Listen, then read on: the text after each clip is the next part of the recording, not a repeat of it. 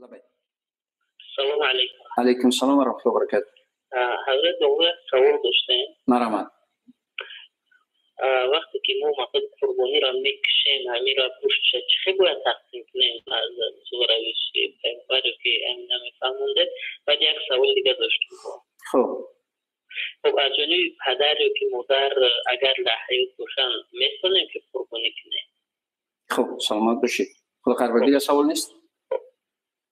موفق باشید. گوشت قربانی را فعلا من گفتم که به سه قسمت، یعنی مستحب و سنت و خوب این است که ثواب این است که به سه قسمت، یک قسمتش رو برای اهل خانواده خودش ذخیره کنند، یک قسمتش رو برای دوستان و پیوندان خویشان یعنی تقسیم کنند، یک قسمتش رو برای یعنی نودار و بیچاره و کم بغل. این سوال اول. سوال دوم، حالا پدر چی زنده باشن چی گذشته باشن، مرحوم باشن. و من فعلا گفتم که این پروردگار رو این قربانی رو از نام مرحوم پدرم یا از نام مرحومه مادرم فلانی و درگاهت قبول بفرما، اجر و پاداش عظیم بر روحش برسون، روحش را شاد کن. بسم الله الله اکبر، یعنی کرد رو میکشد.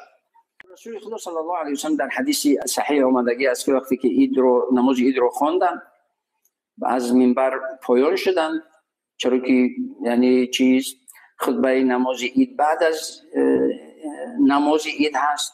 حالا شنیدن این خطبه نماز عید، خطبه عید یعنی شنیدن از واجب است. متاسفانه بعضی که نماز رو میخونن حرکت میکنن، نه، باید که همه آرام بشینن تا اینکه امام این خطبه رو تمام کنند.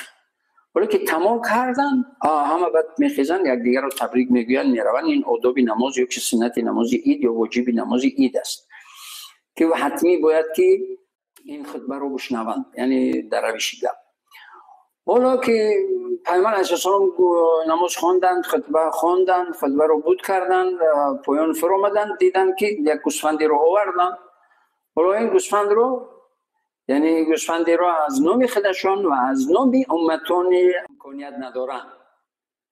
گفتن که پروردگار رو این قربانی از نام امتانم که شرایط قربانی کردن ندارن. حالا 1400 سال است برای امتانش پیشکی پیامبر ایرامی اسلام صلی الله علیه و سلم قربانی کردگی هستند. برای امتان یعنی برای مسلمان مؤمن و مسلمانی که امکانیت ندارد از نام و پیامبر ایرامی اسلام صلی الله علیه و سلم قربانی کردگی هست.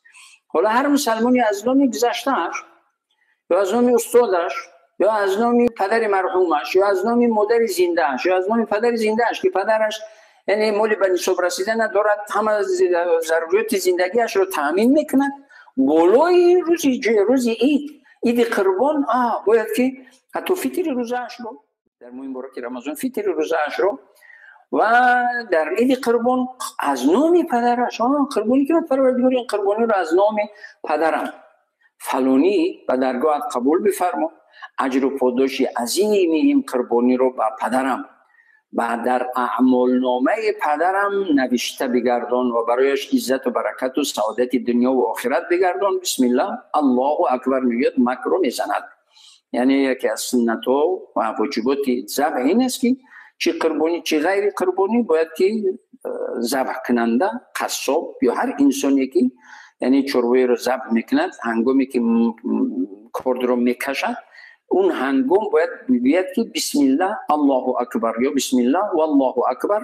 اما بسم الله الله اکبر گفتن افضل تر است. هر دوشم درست است، لیکن اینش بهتر است. چه از نام پدر زنده چه از نام فرزند زنده. یعنی درست است که پدر بیاد که پروردگار رو یعنی فرزند بیمار دارم، از همین قربانی رو از نام همین فرزندی بیمارم پروردگار برایش عزت و برکت و سعادت سلامتی بده و ثواب و اجر پاداشش رو در اعمال نامه اش نوشته کن. تمام میرسد، پروردگار قبول میکند با تمام اجر و پاداشی بزرگش.